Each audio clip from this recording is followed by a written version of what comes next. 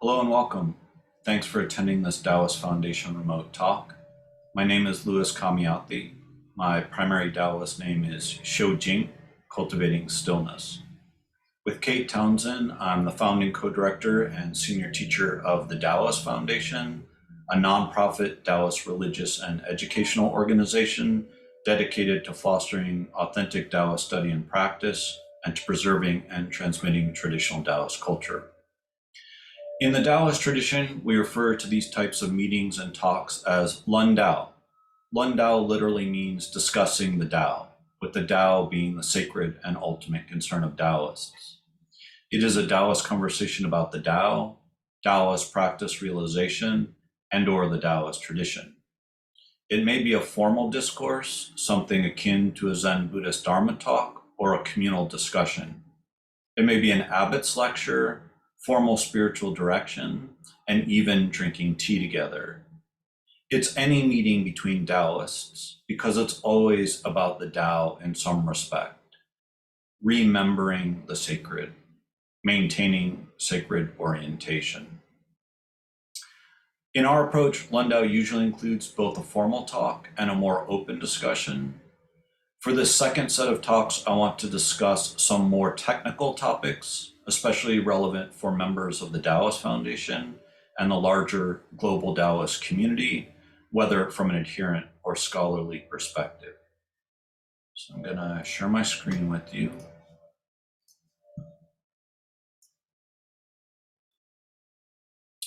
For this Lundao, I want to focus on the Daoist Foundation approach to Daoist study practice. So thinking about the relationship between practice as informed by study and study as informed by practice, including scripture study, one of the key dimensions of our approach. Specifically, as I've published 12 books to date, various people have asked me to provide some guidance, which is what I plan to do in this talk. So we can begin with thinking about foundations of Daoist practice. In the Daoist Foundation, we tend to talk about the 3 orientations and the 9 foundations. So I'm not going to go through this in detail. It's part of some of our other Lundaos. But the 3 orientations are view, practice, and experience, these being interrelated, especially as applied in practice, as lived through Daoist cultivation. And then the 9 foundations, so these different dimensions of Daoist practice, thinking about Taoism in a more holistic and integrated way, so especially the different aspects of ourselves that we're cultivating. So health and longevity practice, Dao Yin, guided stretching, and Yang Sheng, nourishing life. The asterisks are things that we tend to emphasize the most in our community, especially as daily practice. Dietetics, ethics, meditation, a specific form of meditation that we do, Jingzuo, quiet sitting, that relates to also classical apophatic meditation, scripture study, Jing Xue, and ritual. So different Taoists practice different things, but this is a broader kind of framework for thinking about the kinds of practices that we do and that we emphasize. And this relates to dimensions of a Taoist life. So as I said, Taoism is quite diverse. Different Taoists have different affinities and different aspirations. They're cultivating different things a lot of the time, so they might be doing different kinds of practices or using different kinds of approaches or models. But when we look at our lives in this more holistic way, in this integrated way, we can even think about something like full spectrum practice. We practice art, we look at diet, we investigate, explore, modify diet, ethics, exercise. So exercise as a kind of broad category, but including things like I mentioned, Yang Sheng, nourishing life, meditation, ritual, study, and work. And so in our Daoist contemplative approach, we tend to think of it in this way as holistic and integrated. So focusing on standing meditation and Yang Sheng, nourishing life practice, health and longevity practice in the modern world, usually referred to as Qigong, energy work, or Qi exercises. We usually practice this in the morning and daily. Then also looking at cosmological attunement, dietary practice, ethical practice, especially precept study and application, Observation, so not observation in a narrow sense, like Neiguan and inner observation, this particular form of Taoist meditation, but in a larger sense of cultivating attentiveness, awareness, and presence in our daily lives. Ritual, scripture study, walking, and seated meditation and Dao Yin, guided stretching, self-massage. That's usually in the evening and daily. As I mentioned, we focus on apophatic and quietistic meditation, so emptiness and stillness-based meditation, which is a different Lundao. But here, what I'm focusing on today is really a study practice model. And so that study practice model is study informed by practice, practice informed by study. It directly relates to scripture study. So I don't know if you've heard of the term charism, but charism is used sometimes in a technical way to talk about the spiritual characteristics or the qualities of a particular community or sub-tradition. So sometimes it's used to talk about, for example, Catholic religious orders that have a particular charism. So one aspect of the Daoist Foundation charism is a strong emphasis on scripture study, and from a Daoist perspective. So reading, reflection, and application, the Lauds of the Book of Venerable Masters and the Zhuangs of the Book of Master Zhuang being foundational, the three core Transcend Complete Perfection scriptures that I'll talk about in a moment, the handbooks for Taoist practice in particular as our primary source book, and also translation and adaptation as close reading. And so for me, this is daily. I'm not saying everyone is doing this daily, although we do tend to emphasize or recommend that people really get a scriptural foundation in their practice. So one of the things to be thinking about here in terms of this approach is which texts are emphasized and why. Okay? So a lot of times people don't know that, it's just a random text that's been pulled out. But also, why are we choosing specific translations? Are those translations reliable? So we obviously have our own preferred translations that I'll talk about more in a different Lundao about thinking about Taoist translation. And then in the Taoist tradition, we talk about the Wai Sambao, the external three treasures, the Tao, the scriptures, and the teachers, in this order. So this is one way that Taoists understand the tradition, right? The Tao is primary, the scriptures are secondary, and the teachers are last. So the scriptures in some way are a manifestation or expression of the Tao. They are sacred texts. They're usually thought to be revealed or inspired, and they have a kind of deeper connection, a purer, if you will, connection with the Tao. The teachers ideally are cultivating, embodying, and transmitting the Tao, but they're also informed by the scriptures. That's why they're third. Do the teachings have a scriptural foundation? So that doesn't mean everyone needs to be doing scripture study or all teachers need to be emphasizing the importance of scriptures. But this is how the tradition understands it. So it asks the question of where are the teachings coming from? And do they have a root in these other dimensions of the tradition? So specifically today, what I want to look at is resources and writings that we have composed that are intended to help people develop a deeper root in tradition-based practice realization. So these are the books that I've published to date. As I mentioned, I've published 12 to date. These are in chronological order with the exception of the second to last one, Handbooks for Taoist Practice. That was originally published in 2003, so it should technically be second. The second edition was in 2008, and then this is the 20th anniversary edition that just came out through Square Inch Press that I'll talk about in a moment. So just to give you a general sense, I started out in my especially scholarly career, but moving into a scholar practitioner mode, developing a scholar practitioner mode by publishing Title Index to Taoist Collections and the Handbooks for Taoist Practice. That was again in 2003 originally, and that was more looking at Taoist literature in a general sense. Then that moved into the kind of specialized focus that I've had, which is Trenjen, Complete Perfection, or especially the early movement. So in the late medieval period, so starting in the 12th century. So I published Cultivating Perfection and the Way of Complete Perfection, with the second one being a Complete Perfection source book. And then started to try to think about how to help people better understand Taoism, and so publishing some of these more general audience publications, the Taoist Tradition, Taoism Guide for the Perplexed, helping people think about Taoism in a more sophisticated way, developing some revisionist interpretive frameworks that I'll go over in a moment, and then really getting some kind of basic religious literacy that was accurate, right? Most of the books published on Taoism have various inaccuracies and misrepresentations.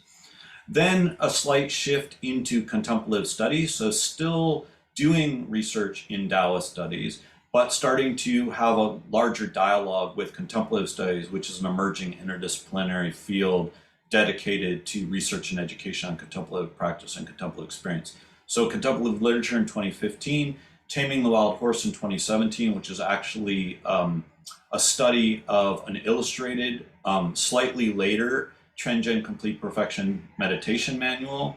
And then in 2018, Introducing Contemplative Studies, which is the first and still the only book-length introduction to the field.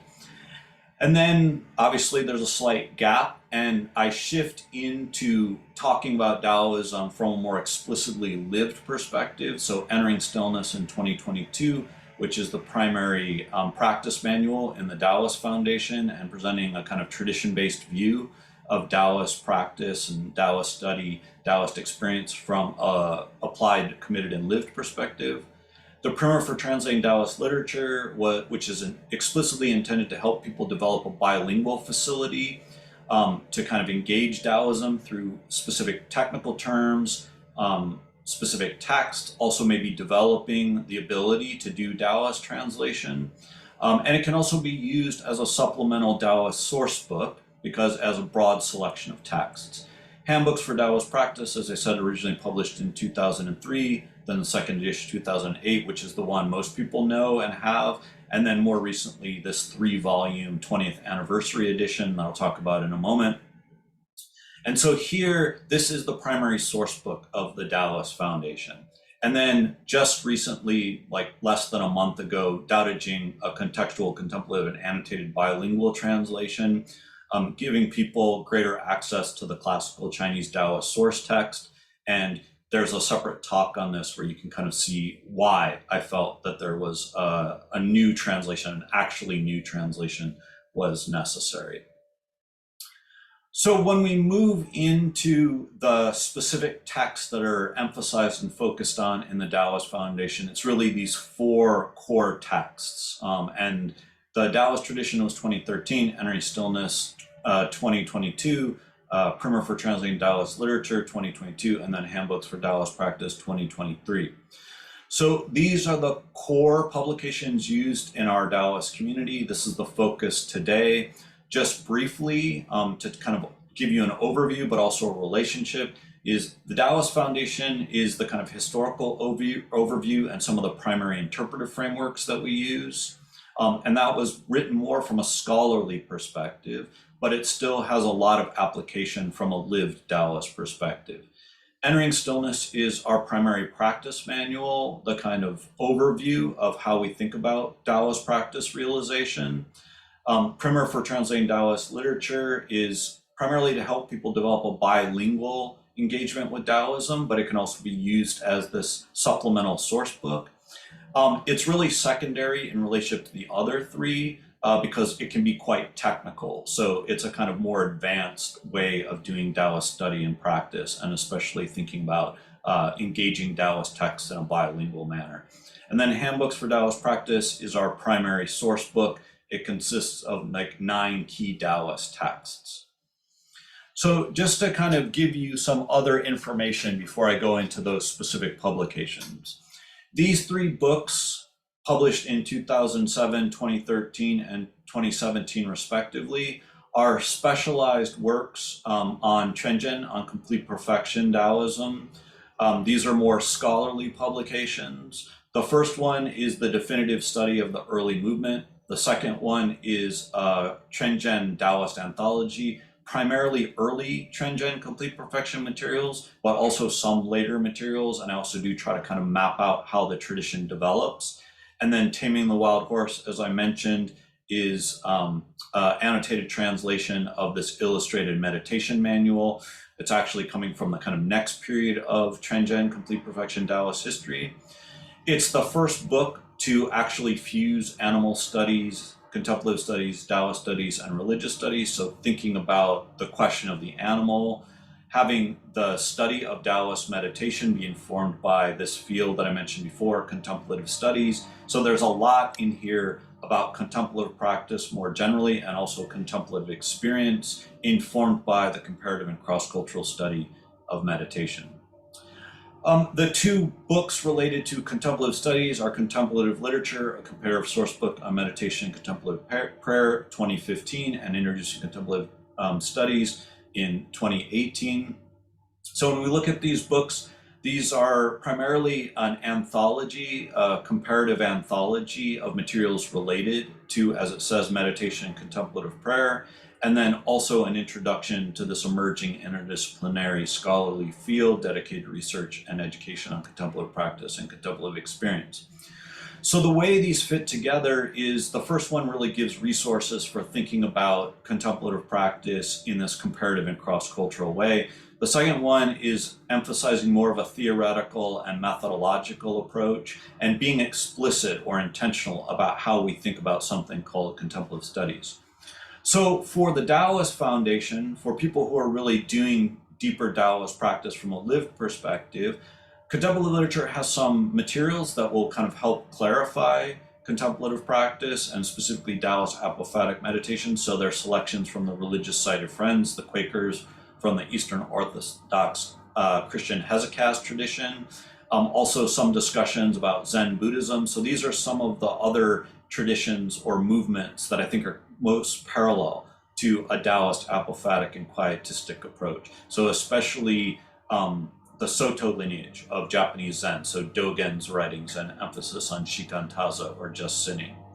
Contemplative studies helps us to kind of think more deeply about all the dimensions of contemplative practice, including maybe more broadly developing a contemplative approach.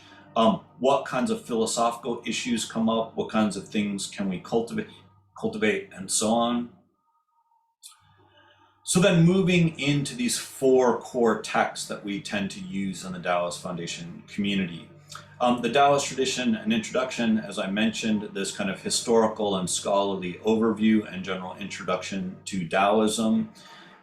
It was published in 2013. Here are the contents. So you can see part 1 is a historical overview, part 2 is about identity and community, part 3 about worldview, part 4 about practice, part 5 place, sacred space, and material culture, and part 6 Taoism in the modern world.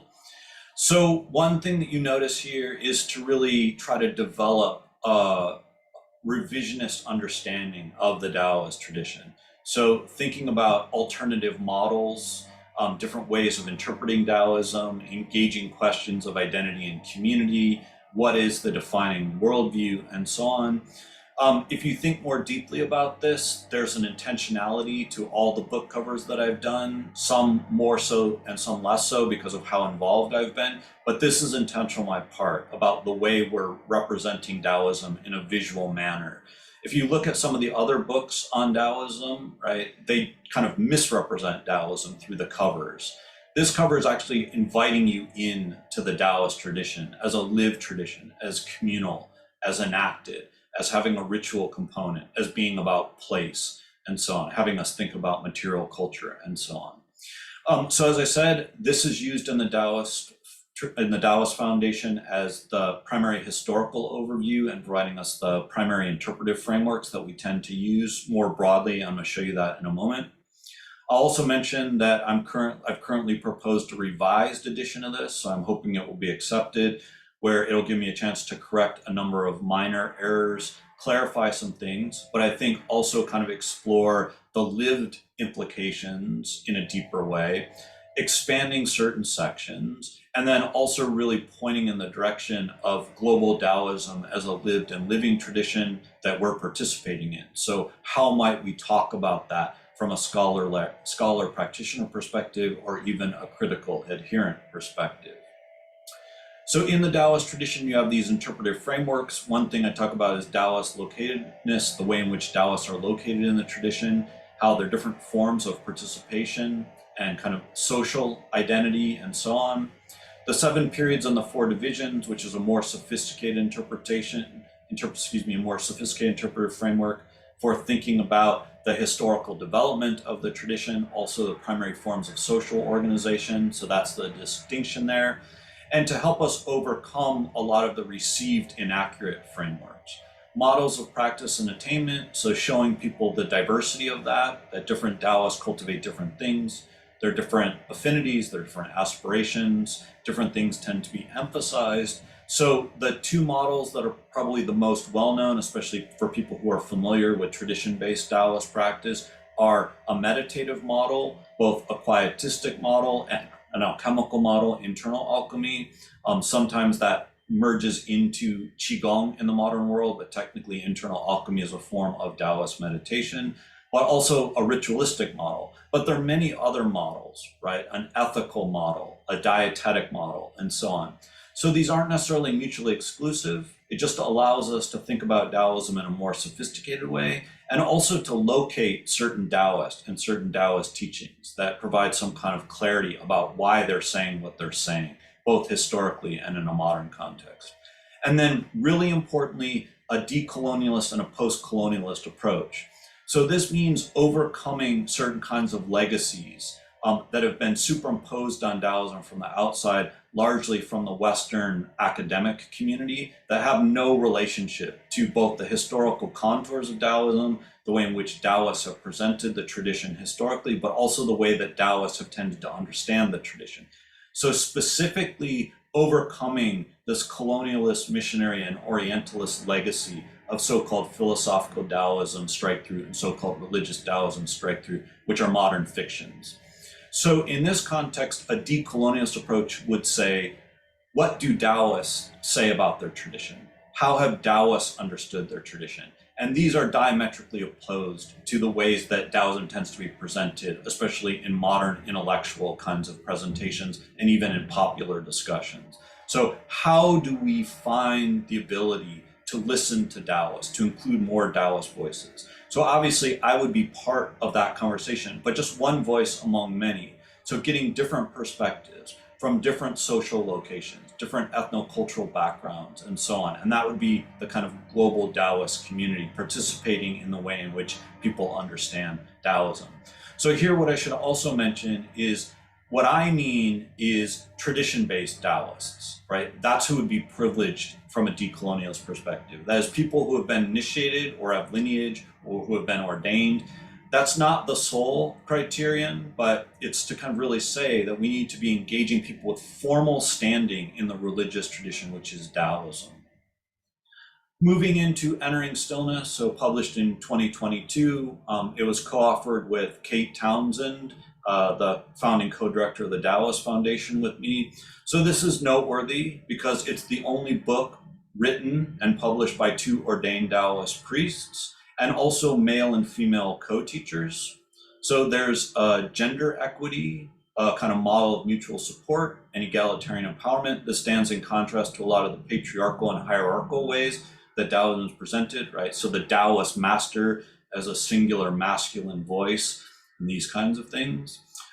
It was published through Square Inch Press, which is a recently established press through the Daoist Foundation. And it's intentionally, it aims, I should say, its intentional aim is to have a tradition-based view of Taoist practice realization, including materials and resources that people can use in their own practice and their own study. So here is the first publication, and this is a guide to Taoist practice. So it's the primary practice manual used in the Daoist Foundation community. And we talk about foundations of Taoist practice realization. Of course, this is from our viewpoint, so other Taoists might emphasize different things. But here just to give you a sampling of the foundations of Taoist practice realization, especially in the context of the Daoist Foundation community itself. So apophasis, so an emphasis on non-knowing, an emphasis on what the Tao is, what the sacred is beyond human language, beyond human conception, beyond human knowing. So it's largely a kind of teaching beyond words, as the Tao Te Ching says. A quietistic approach, so focusing on more of quietistic and apophatic meditation, that is emptiness and stillness-based meditation, and understanding that this stillness at the ground of our being is the Tao as stillness. So our innate nature is the Tao, and this is realized or this is actualized through quietistic meditation. Specifically, This is informed by and informs the Taoist principle and value of Wu Wei, non-action. There's a lot of misunderstanding of Wu Wei in the modern world, effortlessness. This is really understood in a contemplative way in the context of Taoist practice, where Wu Wei is deconditioning. So it's basically we stop our habituated modes of being, of doing things, and we return to our innate nature, our original inherent connection with the Tao. So that's a topic for another time. But Wu Wei is really a contemplative principle and a contemplative practice that has been extracted from a larger Taoist system and misrepresented as a kind of intellectual construct, a set of ideas that one ruminates about. That's obviously the opposite of Wu Wei, as was just what I did. That also was not Wu Wei. Holistic and integrated Taoist training, so I just talked about this right at the beginning, where there are all these different dimensions of ourselves. What do we want to cultivate? So in the Taoist tradition, sometimes this is talked about as Xingming Shuangxiu, the dual cultivation of innate nature and life destiny.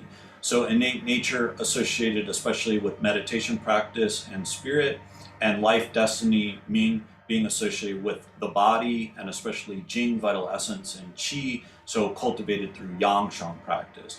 So one way of thinking about Xingming Shuangxiu, the dual cultivation of innate nature and life destiny, is mind training and body training. But to this, of course, we have to add that Taoism has an energetic view of being and experiencing. So it's not mind-body dualism, it's psychosomatic, but psychosomatic in the sense of a spectrum, an energetic spectrum of experiencing as embodied beings in the world. The three expressions, so the three expressions from this is like our system: cultivation, embodiment, transmission, right? So Shou Dao, cultivate the Dao; Qi Dao, embody the Dao; Chuan Dao, transmit the Dao.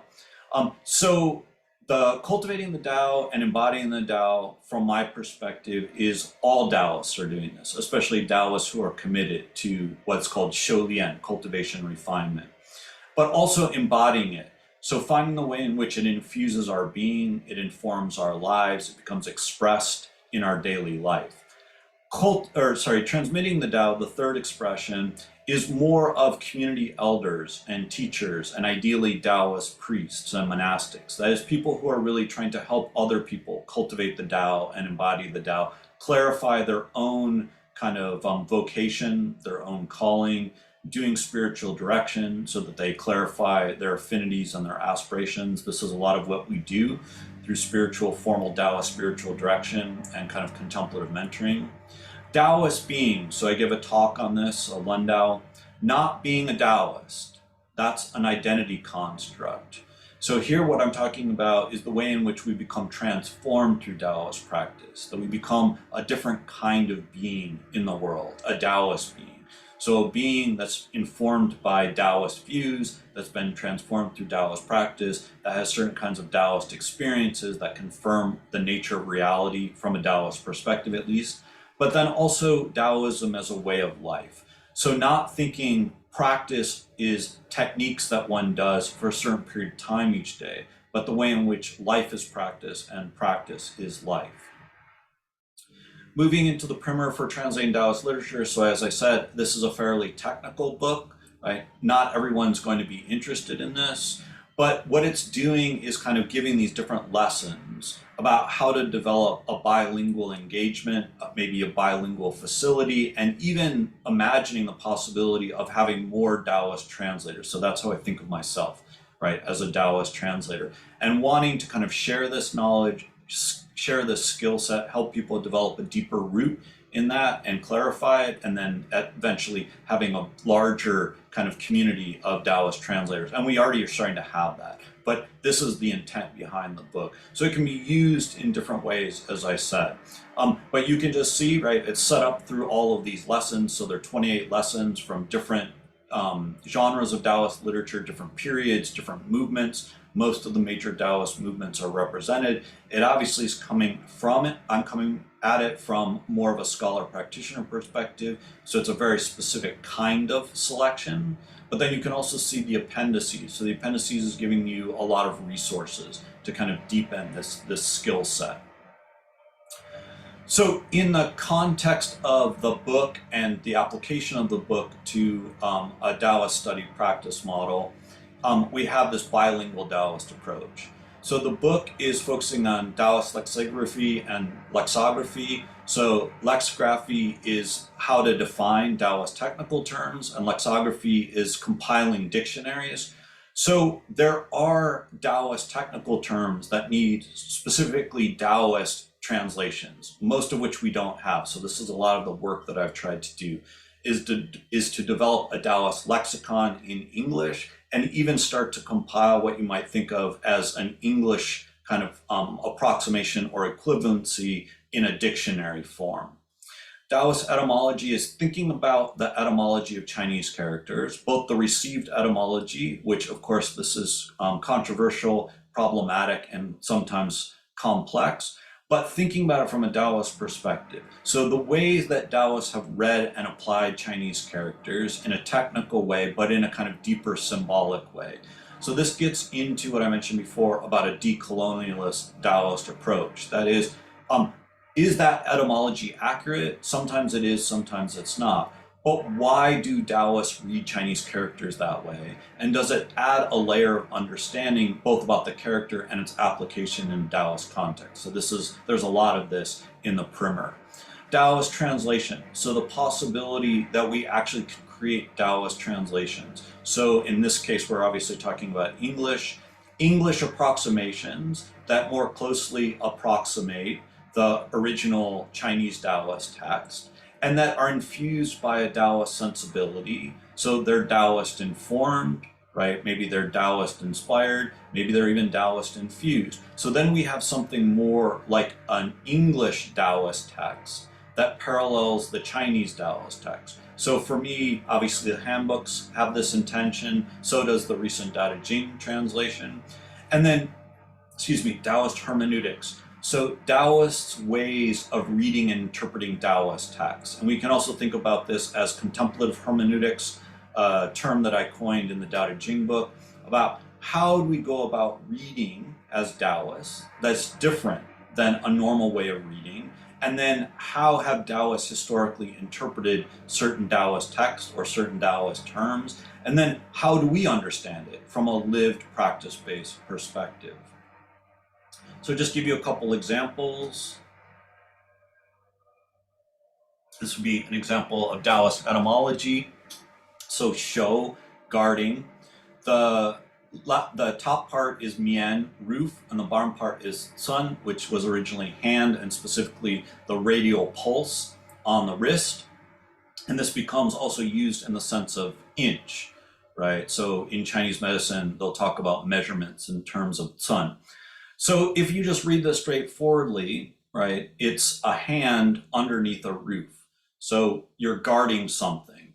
But what's interesting is in a Daoist context, cun as inch also invokes fang cun, the square inch, which is a Daoist esoteric name for the heart. So you have all of these classical and foundational Daoist terms for apophatic and quietistic meditation, with the most famous one probably being shou, guarding the one or guarding oneness. And that shou then is invoking the view, the Daoist view of when we meditate, we focus on the heart as this kind of empty field, the space in which original spirit emerges. But then if we connect that to the Dao De Jing, empty the heart, mind, and fill the belly, that when we release the intellectual and emotional activity in the heart, all this excess presence and obscuring presence in the heart, that qi sinks down and fills the belly, the primary storehouse of qi in the body. So this character, if we read it through a Daoist etymological framework, is immediately directing us to a very particular set of principles and instructions about Daoist meditation and what guarding really means, right? Guarding the heart, guarding the stillness and the emptiness of the heart, and then also therefore guarding our kind of energetic integrity represented by the qi filling the belly and the navel region becoming full. Also xing, innate nature. So the left side of the character is xing, heart, mind, and the right side is sheng, to be born. So if we think about this from a Daoist etymological perspective, the heart mind that one was born with. So what is Xing? And Xing is actually used in classical Taoism. Sometimes when people hear this, they hear, oh, this sounds like it's been influenced by Chan Buddhism, this Chinese Buddhist school, or Zen Buddhism, the Japanese version of that Chinese school. And but it's the opposite. It's the reverse influence. It's classical Taoism and foundational Taoism influencing first Chan and Zen, and then maybe the reverse influence. So in this case, what this is telling us is that from a Taoist perspective, we were born with a kind of pure, empty heart mind, and that is our original inherent connection with the Tao. So later Taoists talk about this as Yuan Shen, original spirit. We have this internal connection, and that's cultivated through Taoist practice. And eventually we realize there is no distinction between the Tao and us. We move beyond subject-object dichotomies.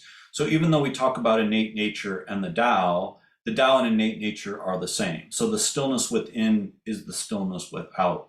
We are the sacred on some level. That includes our embodied being in the world. So of course, Xing, innate nature, tends to be associated with the heart mind. It tends to be associated with spirit. But this is more of a psychosomatic and embodied form, and I've already invoked Xingming Shuangxiu, the dual cultivation of innate nature and life destiny. So Xing directing us to this original and inherent connection with the Tao. And then moving into the handbooks for Taoist practice. So as I mentioned, recently published in the 20th anniversary edition, so 2023, originally published in 2003. And so they're, instead of having 10 individual booklets, for a variety of reasons, we publish them as 3 volumes. So volume 1 in the middle is handbooks 1 through 3. Volume 2 on your right is handbooks 4 through 6, and then volume 3 on your left is handbooks 7 through 9. So you might find this formatting a little strange, but part of it is to invoke the 3 purities.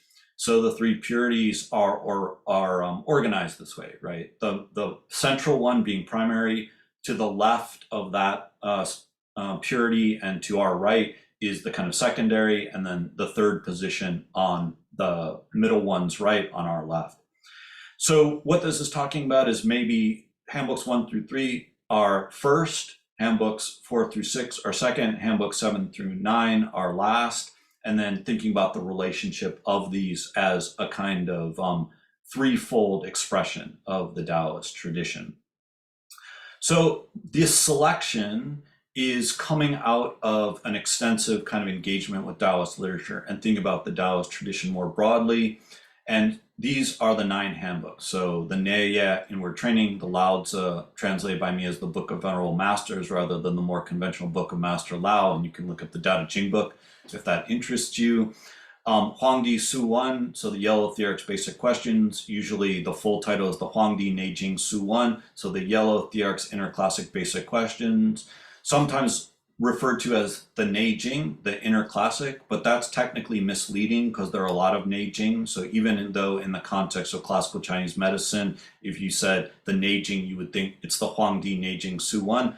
There's a number of Huangdi Neijings. So the Su Wan is the primary one, the basic questions. If you look at this, I make an argument that I think that the first 2 chapters at least are probably Taoist, and they are incorporated into this text of classical Chinese medicine. And then we have all kinds of questions that come up about the intersection points, the distinctness of these emerging traditions, but that's a conversation for another day.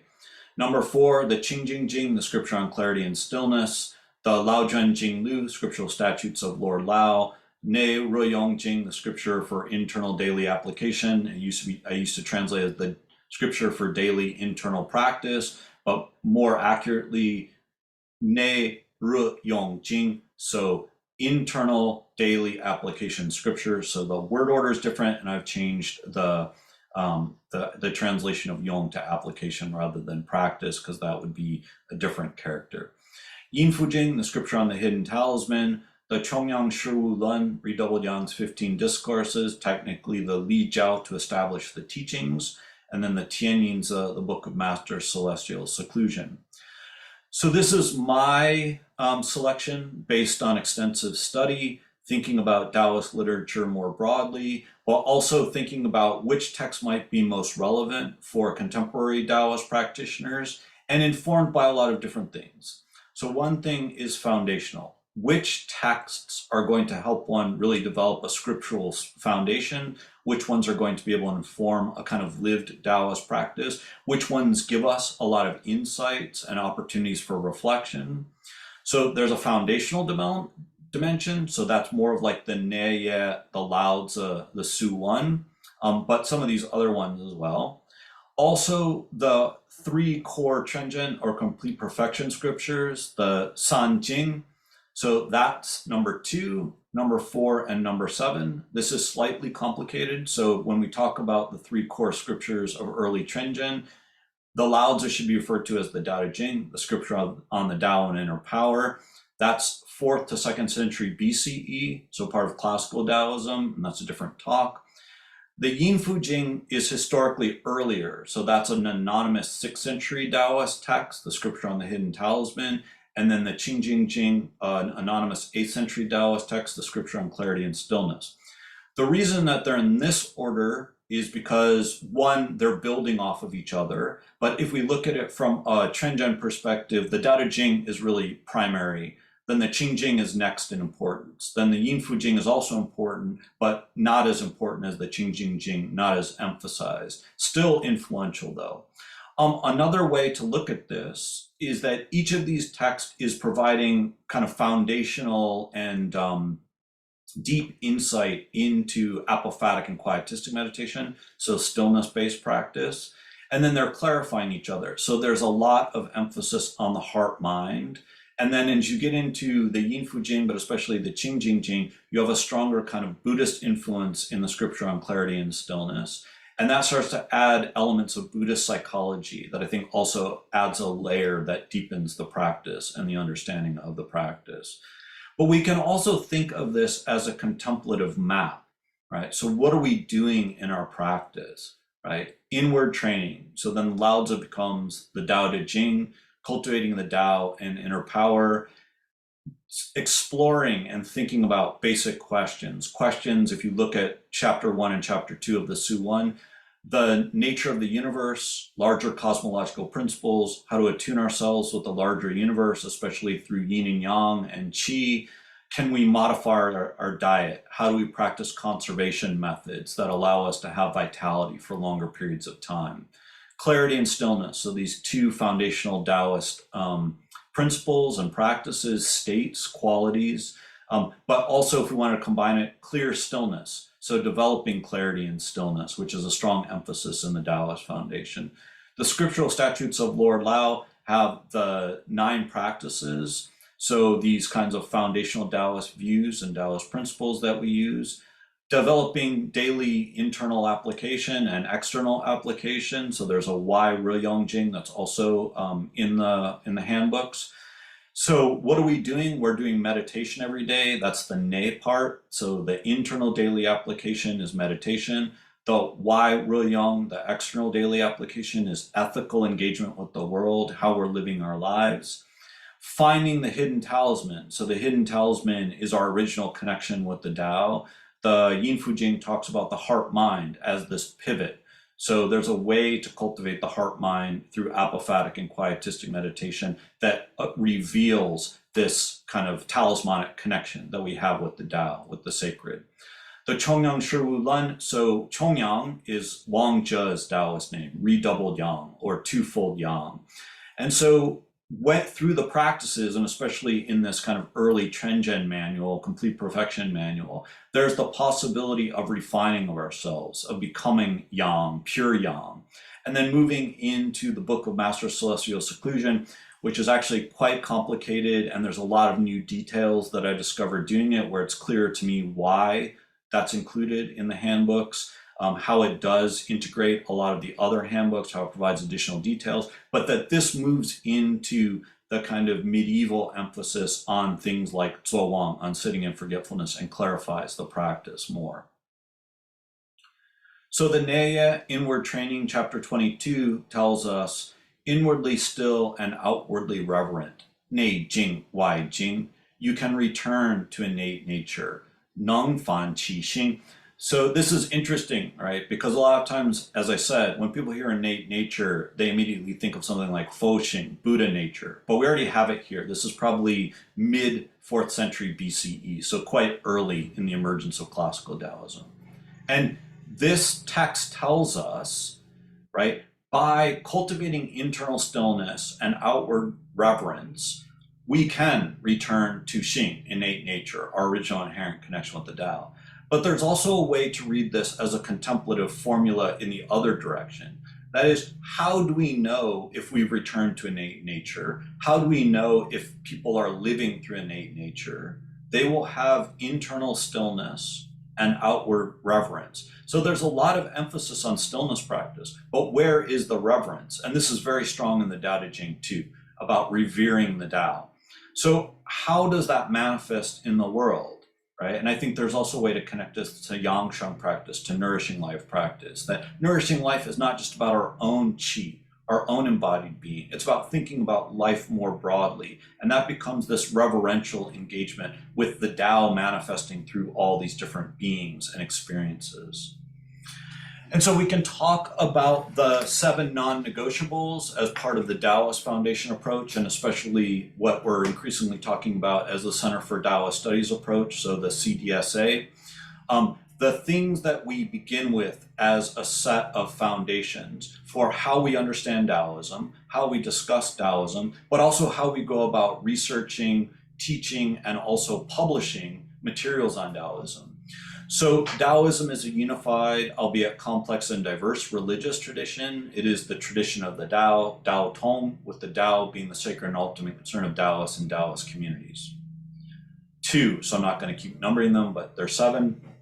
Classical Taoism existed historically, and this name should be used as a replacement for the inaccurate and outdated Orientalist construction, that is fiction, of so-called philosophical Taoism strike-through. Classical Taoism is best understood as a contemplative and mystical movement, emphasizing apophatic and quietistic, that is, emptiness and stillness-based meditation aimed at mystical union with the Tao. And this is robustly discussed in the other Lundao on the Tao Te Ching, where I kind of go through it systematically and kind of show the existence of what we can reasonably call the inner cultivation lineages of classical Taoism. The lineal view of the Taoist tradition is the most accurate, convincing, and viable, recognizing that Taoism began, at least in germinal form, in the Warring States period around 300 BCE. This view, more fully articulated in the Taoist tradition, Tao Te Ching, a contextual, contemplative, and annotated bilingual translation, and related publications, encourages one to explore contective strands throughout the tradition. So one thing that comes up here, right, is what's the relationship between something like classical Taoism and early organized Taoism? And unfortunately, not a lot of research has been done on that. But some preliminary research indicates that some of those inner cultivation lineages, those teacher-student kind of relationships and communities, were flowing into Fang Shi, formula masters, lineages, and communities that then fed into the emergence of the kind of fully organized Taoist tradition. My title index to Taoist collections, title index to the Zhonghua Daozang, the Chinese Taoist canon, and the more recent supplements to title index to Taoist collections, which is ongoing, started it in 2022, it's online, supplies standardized numbering systems for citing Taoist textual collections. So this is political, right? A lot of people refuse to cite these materials, and that's a political act on their part. That's not scholarly, right? That's not intellectual, right? And so one of the reasons to put this here is that these materials actually allow us a kind of standardized citation method for citing Taoist texts and Taoist textual collections. So by not doing this, we're actually not advancing the field. So this is an element of Taoist studies that needs to be utilized. It is important and in fact essential to engage in the comparative and cross-cultural study of religion in order to develop a more sophisticated theoretical and methodological approach to Taoism. This is an approach informed by religious studies. So of course, this is a particular claim, but I do think religious studies add something very important to the study and the practice of Taoism, our way of deepening our understanding of the religious tradition, which is Taoism. And I already kind of showed you that with the contemplative literature volume. A more inclusive, equitable, and collaborative model of scholarship is possible. This involves reading broadly, engaging and citing relevant scholarship, and rejecting the larger factionalism of mainstream and conventional Taoist studies, especially as expressed and practiced by members of the unaffectionately referred to Sinological Mafia, also referred to as the Strickmanians, their associates and their minions. One distinguishing feature of the CDS approach is the comprehensive, dynamic, and radical characteristics of its or our bibliographies. So we're not determining what we read and what we cite based on who we know or who tells us someone is like a legitimate scholar or not. We're basing it upon the degree to which that's actually contributing something important to the study and the understanding of Taoism. And this would be different than mainstream and conventional Taoist studies, which is highly factional and politicized and really isn't about the study of Taoism. It's about academic careerism. Taoism is a living and lived indigenous Chinese and now global religious tradition characterized by multiculturalism, multi-ethnicity, and even multilingualism. This involves recognizing the potential contributions of Taoist adherents and affiliates beyond the Orientalist guise and gaze for gaining a deeper and more sophisticated understanding of the tradition, including scholar-practitioner approaches and critical adherent discourse. And that's what I'm kind of advancing here in real time with you. But one thing I would say here is we have to avoid what I refer to as like double or dual Orientalism. So one form of Orientalism is real Taoism is only in mainland China, and only Han Chinese Taoists are real Taoists. Okay, that's an Orientalist view. Or even worse, that Taoism is a series of like historical artifacts reconstructed through text. That's largely what mainstream and conventional Taoist studies does. The second form of Orientalism is, oh, Taoism has died, real Taoism doesn't exist, so anything I make Taoism into is like authentic or real Taoism. Okay, so one actually overly privileges mainland Chinese Taoism, so Chinese Taoism as the source tradition, and one disparages that. So we have to find some kind of middle ground, including the fact that there are tradition-based Taoists throughout the world now. This is global Taoism, and I've talked about this before, that from my perspective, Chinese Taoism is now inside of global Taoism, not the other way around. And that there is this possibility then of also studying Taoism, practicing Taoism, living Taoism in this scholar practitioner approach, or at least study practice model, and using critical adherent discourse. So this is a lot of what I'm trying to develop, not just with myself, but in dialogue with other people. So we can then take Taoism seriously on its own terms, have our approach be informed by Taoist principles. So taking these principles and applying them to Taoist study and practice. And this is something surprising, but you rarely find it.